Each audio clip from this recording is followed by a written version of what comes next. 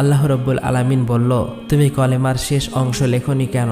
কলম ভয়ে কাঁপতে কাঁপতে বলল, হে আমার রব, আপনি পাক পবিত্র, আপনি এক অদ্বিতীয়, আল্লাহ ছাড়া তো কোনো উপাস্য নেই। এই নামের শেষে কোন নাম লিখব আমার তা সাহস হচ্ছিল না, আমার তা জানা ছিল না। তখন আল্লাহ রব্বুল আলামিন বলল, হে কলম, লা ইলাহা ইল্লাল্লাহ, এরপরে আমার একান্ত বন্ধু প্রিয় হাবিব মুহাম্মদ রাসূলুল্লাহ এই নাম লেখো, অর্থাৎ লেখো লা ইলাহা ইল্লাল্লাহু মুহাম্মদ রাসূলুল্লাহ। এই কথা শুনে কলম কয়েকশো বছর এই নাম লিখতে লাগলো।